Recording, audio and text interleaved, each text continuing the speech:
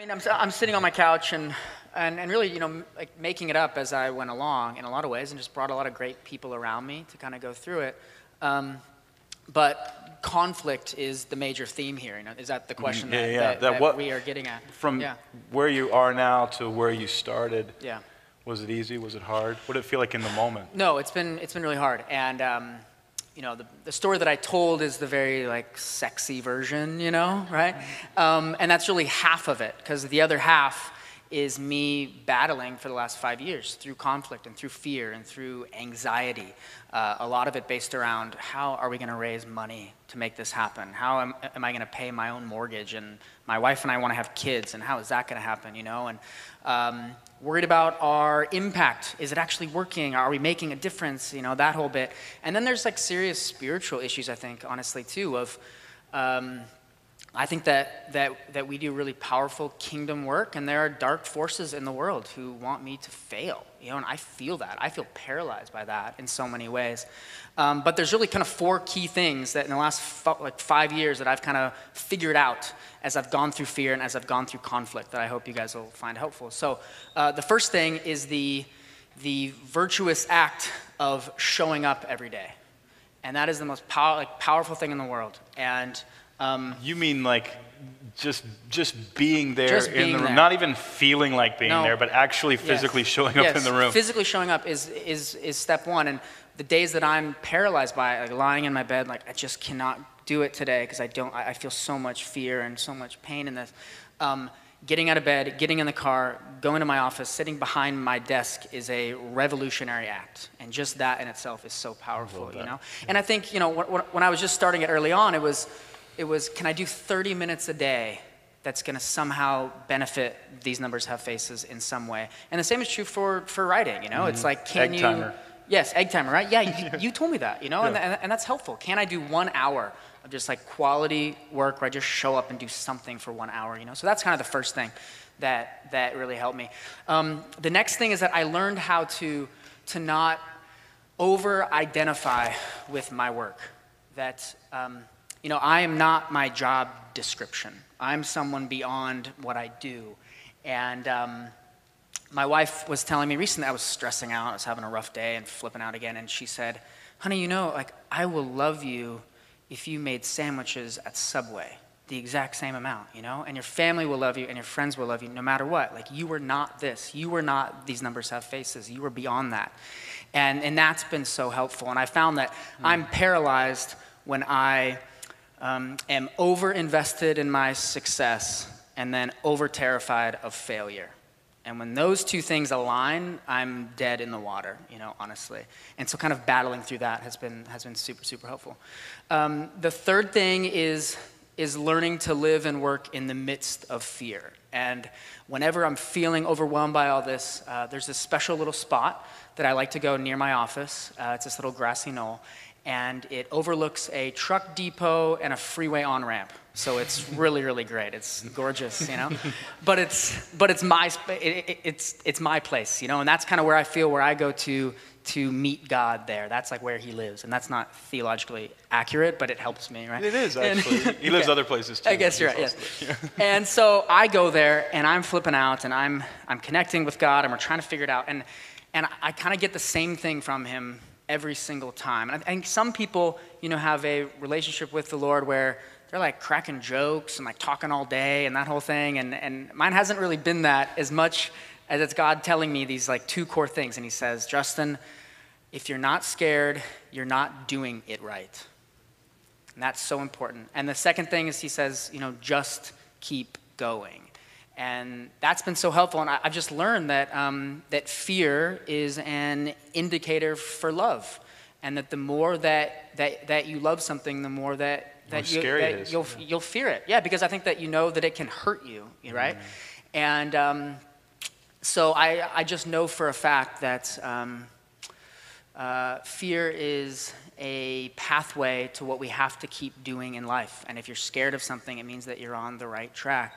And so I can exist in that space, which has been great. Yeah. And then the last and final thing, I've been long on this question, but the final thing is that I've learned that I'm meant to do incomplete work, and that my vision is not mine. And that early on, when my vision was mine, it almost killed me, and I almost threw it all away. But I've learned recently that this is God's vision, and this is his work. And as you just said, he has just invited me into it. And actually, he's been doing it for centuries. And he's just kind of got me in the exact right space for it. And also, he's preparing so many other people to also join me in this. And it's not about me anymore. And actually, I'm meant to build things that are going to be shaky and need development. And that the seed that I plant will need way more water than I'm even able to provide. I'm just the worker. I'm not the master builder. And this is so helpful for me. I mean, this is absolute liberation for me when I finally understood that I'm meant to do work that is unfinished, and that God will then come and do more. So me fumbling along the way is actually room for God's grace to come in and then do the rest. You know, and I have a prayer. Go to the next slide, actually. Yep. Oh, this next one. This is me. This is me and Kulani, actually, at his, he got an accounting certificate, and there we are. Because of these numbers? Because of our work, yeah, which is wonderful. That's incredible. Yeah, it's very, very cool. And that's in his house. That's where he lives, you know? So. Yeah, that's awesome. So this prayer is a prayer about Oscar Romero, the Archbishop in El Salvador. And it's kind of hard to read here. I had it designed, and actually, I have it above my desk. And I read it every single morning, and I love getting there early so then I can read it out loud. And it's this reminder to me, again, that I'm meant to do incomplete work. And so I was actually going to read it, if that's okay. Can I stand up here? Yes. I kind of struggle to read out loud sometimes, but okay. The kingdom is not only beyond our own efforts, it is even beyond our vision. We accomplish in our lifetime only a fraction of the magnificent enterprise that is God's word. Nothing that we do is complete. The kingdom always lies beyond us. No statement says all that can be said. No prayer fully expresses our faith. No confession brings perfection. No pastoral visit brings wholeness. No program accomplishes the church's mission. No set of goals includes everything that we are about. We all plant the seed that one day will grow. We water the seeds already planted, knowing that they hold promise. We lay foundations that will need further development. We provide yeast that produces efforts far beyond our capabilities. We cannot do everything. Knowing this enables us to do something and to do it well. Our work may be incomplete, but it is a beginning, a step along the way. Our actions present an opportunity for the Lord's grace to enter and to do the rest. We may never see the end results, but that is the difference between the master builder and the worker. We are the workers, not master builders. We are ministers, not messiahs. We are prophets of a future, not our own. Wow, so, that's incredible. Yeah, it's powerful stuff. Yeah, super powerful. Yeah, thank you. Yeah. We asked you to come. We begged you to come and put a booth out front and tell us how we can get plugged into what you're doing. I have that. Yeah, I have a booth out there. Maybe you guys have seen it.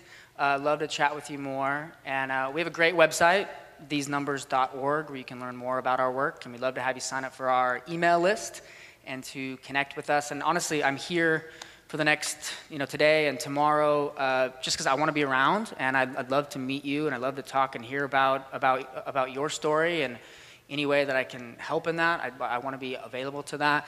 And then for me personally, I have a website where I do a little bit of writing, and a lot of these themes that I talked about, I do some writing there. And so my website, and then Twitter, and then our Facebook and Twitter for These Numbers Have Faces. And it's great to be here, man. Thank you. Well, we're incredibly inspired by your work. You're one of my personal heroes, so thank you so much for joining us. And so give Justin a round of applause for what he's doing. Brilliant, man. Cool. Yeah, we're done. Yeah.